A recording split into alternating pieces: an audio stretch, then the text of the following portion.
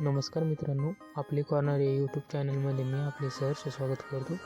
मित्रांनो, आजच्या व्हिडिओमध्ये आपण बघणार आहोत की शेतकरी कर्जमाफीबद्दल सध्या एक व्हिडिओ प्रचंड व्हायरल होतोय, जो की मुख्यमंत्री देवेंद्रजी फडणवीस यांचा आहे।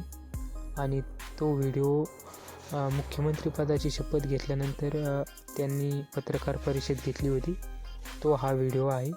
आणि त्यामध्ये एका जुन्या व्हिडिओचा आवाज हा टाकलेला आहे, व्हॉइस ओव्हर केलेला आहे। तर हा व्हिडिओ खोटा आहे, तर तुम्ही एकदा हा व्हिडिओ बघून घ्या, जेणेकरून तुम्हाला कोणत्याही प्रकारची अडचण येणार नाही किंवा तुमची फसवणूक होणार नाही। चला तर आपण व्हिडिओकडे वळूया। जवळजवळ 34,000 कोटी रुपयाची कर्जमाफी राज्य सरकारच्या वतीनं आज कॅबिनेटने त्याला मान्यता दिली आहे। याच्यामध्ये 1.5 लाखापर्यंतचं कर्ज सरसकट आम्ही माफ करतो आणि 1.5 लाखापर्यंतचं कर्ज सरसकट माफ केल्यामुळे जे थकीत शेतकरी आहेत त्यातले 90% शेतकऱ्यांचा सातबारा पूर्ण कोरा होणार आहे। 90%। उरलेले जे 6 लाख शेतकरी आहेत त्यांच्याकरता आम्ही ओटीएसची योजना आणतो, ज्याच्यामध्ये 1.5 लाखाचं कॉन्ट्रीब्युशन राज्य सरकार देईल आणि त्यांना ओटीएस करून घेता येईल। त्यामुळे हे सगळे शेतकरी याच्यामध्ये आम्ही कव्हर केलेले आहेत। यासोबत ज्या शेतकऱ्यांचं कर्जाचं पुनर्गठन झालं ते एकतर थकीत झाले असतील तर पीक कर्जाच्या सवलतीत जातील,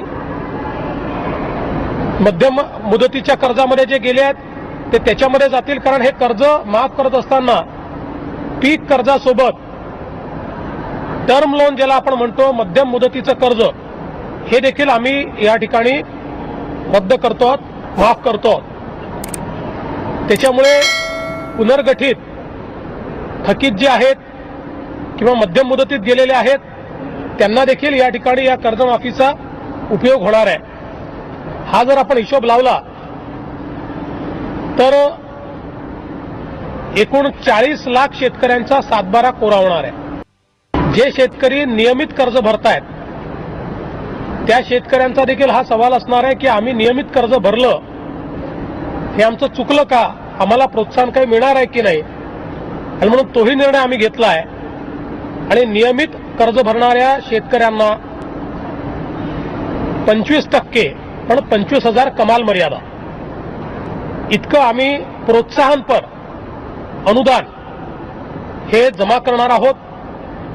आणि आता जे शेतकरी 30 जूनपर्यंत कर्ज भरतील त्यांनी तर ते तेवढं कर्ज कमी भरलं तरी देखील त्यांना ते अनुदान थेट त्यांच्या खात्यामध्ये तात्काळ हे आम्ही देण्याची व्यवस्था करू किंवा बँकांची आम्ही त्या संदर्भात टायअप करून तेवढे पैशाची हमी राज्य सरकार घेईल।